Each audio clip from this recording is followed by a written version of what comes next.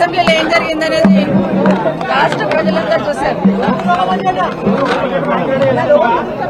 అసలు ఏం జరిగింది, ఎందుకు గౌరవ ముఖ్యమంత్రి మాట్లాడారనేది ఇప్పటికీ అర్థమైతలేదు. అసలు మేము ఒక మాట మాట్లాడింది లేదు. కేటీఆర్ గారు మాట్లాడుతూ ఉన్నారు, ప్రభుత్వం ఏం చేస్తున్నది, గత ప్రభుత్వం ఏ విధంగా చేస్తున్నారు, ఏ విధంగా తప్పుడు మాటలు మాట్లాడుతున్నారు ఇప్పుడున్న ప్రభుత్వం అనేది లెక్కలతో సహా వివరించే ప్రయత్నం చేస్తా ఉన్నారు. అవన్నీ కూడా వింటా ఉన్నాం. ఎందుకంటే అప్పుల పాలైపోయింది, విత్తి కడుతున్నాము అనేది తప్పుడు సంకేతాలతో ప్రజలందరికీ తప్పుడు మాటలు మాట్లాడుతూ తప్పుడు ఇన్ఫర్మేషన్ ఇచ్చుకుంటూ హామీలు తప్పించుకునే ప్రయత్నం చేస్తున్నారు కాంగ్రెస్ పార్టీ వాళ్ళు. అదే విషయాన్ని ఈ రోజు గౌరవ మంత్రి గారికి, గౌరవ శాసనసభ్యులు కేటీఆర్ గారు మాట్లాడే ప్రయత్నం చేస్తున్నారు. అసలు ఏంటి బడ్జెట్, ఏంటి, ఎంత ఉంది, ఎంత మిగులు బడ్జెట్ ఉంది, ఇంట్రెస్ట్ కట్టినా వెల్ఫేర్ స్కీమ్స్ ఇచ్చినా కూడా ఎంత డబ్బులు మిగులుతాయి అని చెప్పే ప్రయత్నం చేస్తా ఉన్నారు. అవన్నీ వింటున్నా మేము కూడా చాలా శ్రద్ధగా. అసలు ఒక మాట మాట్లాడలేదు, ఒక డిస్టర్బెన్స్ చేయలేదు, అట్లీస్ట్ నేను మైక్ అడగలేదు. కానీ సమయం సందర్భం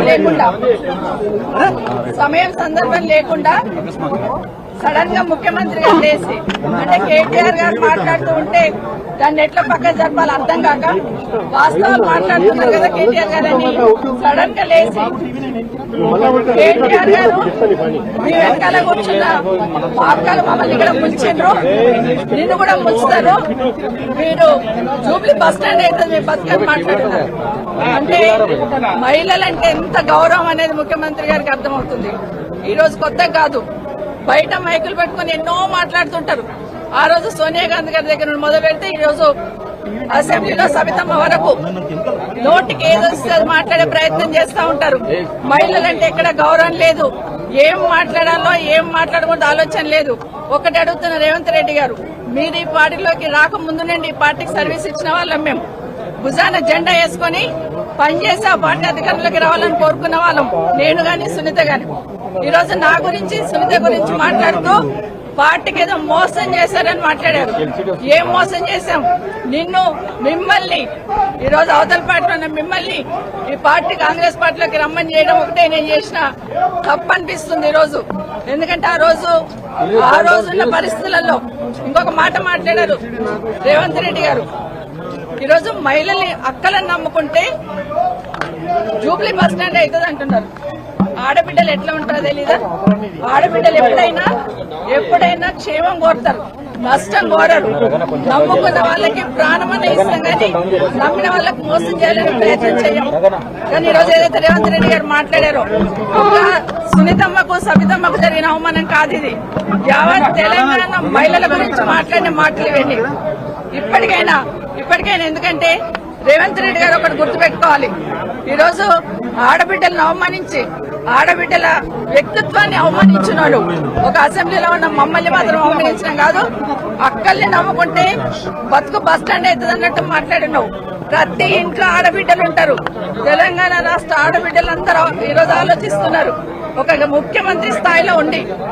ఎందుకంటే ఈరోజు ఆ స్థానంలో నేను ఈరోజు వచ్చి అసెంబ్లీకి వచ్చి 24 సంవత్సరాల కింద వచ్చినప్పటి నుండి ఆ సీట్ ఏదైతే ఉందో ఆ సీట్ మీద చంద్రబాబు నాయుడు గారిని చూశాను, రాజశేఖర్ రెడ్డి గారిని చూశాను, రోషయ్య గారిని చూశాను, కేసీఆర్ గారిని చూశాను, కిరణ్ కుమార్ రెడ్డి గారిని చూశాను.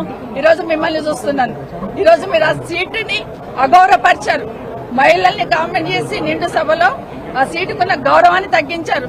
నిజంగా మీ గౌరవం ఉండాలంటే మీరందరూ మీరు బేషరతుగా క్షమాపణ చెప్పండి.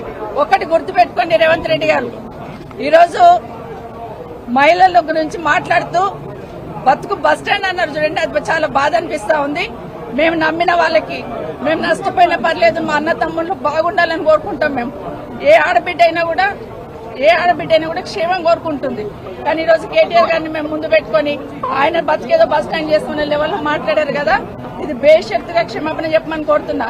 కానీ రేవంత్ రెడ్డి గారు ఇంకోటి గుర్తుపెట్టుకోవాలి, ఈరోజు రేవంత్ రెడ్డి ఆ సీట్లో కూర్చున్నారంటే పొద్దున్న లేస్తే ఇందిరమ్మ పేరు చెప్తారు, సోనియా గాంధీ పేరు చెప్తారు. కానీ అదే సోనియా గాంధీ బలిదేవత అని మాట్లాడింది ఎవరనేది దేశ ప్రజలందరికీ తెలుసు. ఈరోజు ఆ సీట్ మీద కూర్చున్నామంటే ఒక ఇందిరమ్మ కావచ్చు, సోనియా గాంధీ కావచ్చు, లేకపోతే సబితమ్మ కావచ్చు. ఆ పుణ్యాన్ని అక్కడ పోయి కూర్చున్నారని దయచేసి గుర్తుపెట్టుకోమని చెప్తా ఉన్నాను.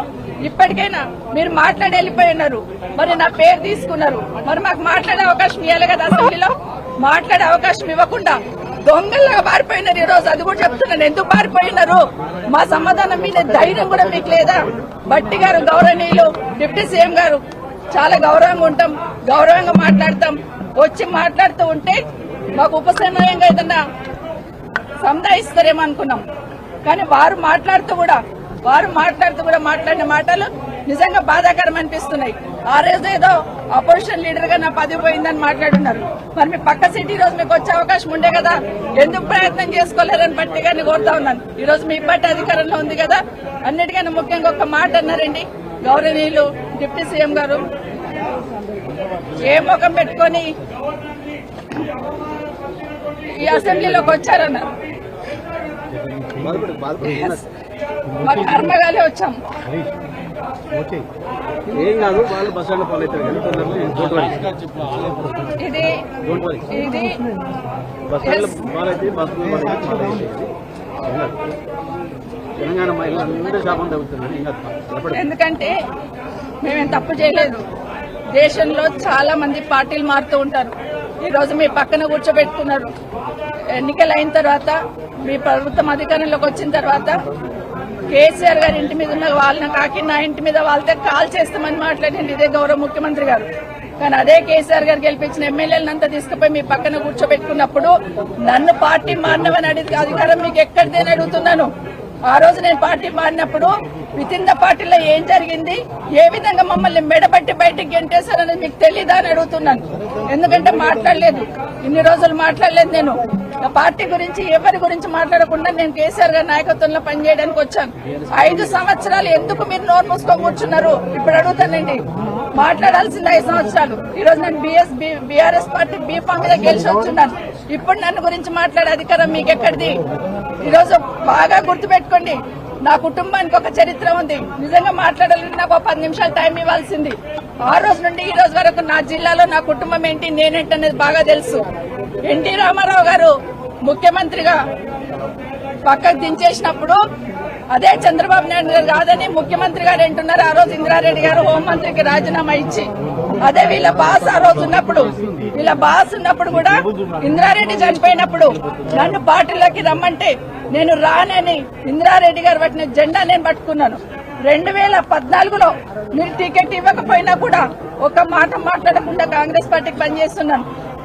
ఉన్న తర్వాత కూడా రాజశేఖర రెడ్డి గారు చనిపోయినాక నిజంగా రాజశేఖర రెడ్డి గారే మమ్మల్ని తీసుకొచ్చారు.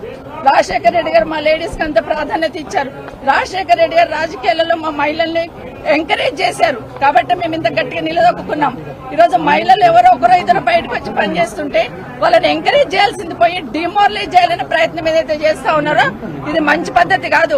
అసెంబ్లీలో కూడా ఆడబిడ్డలను అవమానించే సంస్కృతి వస్తుందంటే నిజంగా తలొంచుకోవాలండి. ఈ రోజు కనీసం మాట్లాడే అవకాశం కూడా ఇవ్వకుండా పోయినారంటే ఈరోజు సమాధానం రాష్ట్ర ప్రజలకు చెప్పాలి. ఈరోజు ఇక్కడ కూడా మాట్లాడదామని వచ్చాం. అవసరం లేకపోయినా అరగంట నుండి అక్కడ కాంగ్రెస్ పార్టీలు నిల్చొని ఉన్నారు కాబట్టి ఇక్కడ మాట్లాడాల్సి వచ్చింది. ఈ రోజు రేవంత్ రెడ్డి గారికి నిజంగా ఆ 4 కోట్ల ప్రజలకు సంబంధించిన సీట్ అది. ముఖ్యమంత్రి అంటే రేవంత్ రెడ్డి గారు సొంతమేం కాదు. ఆ సీటు గౌరవం పెరగాలంటే ఈ రోజు మీరు క్షమాపణ చెప్పండి. తెలంగాణ రాష్ట్ర మహిళలందరికీ కూడా ఈరోజు క్షమాపణ చెప్పాల్సిన బాధ్యత ఈరోజు రేవంత్ రెడ్డి మీద ఉంది. భట్టి గారు గౌరవనీయులు డిప్యూటీ సీఎం గారు మీరు మాట్లాడిన మాట ఏదైతే ఉందో ప్రతి ఇంట్లో ప్రతి ఆడబిడ్డకు తగులుతుందండి. ఎందుకంటే మొహం పెట్టుకొని వచ్చిందనే మాట చాలా బాధ అనిపిస్తుంది. థ్యాంక్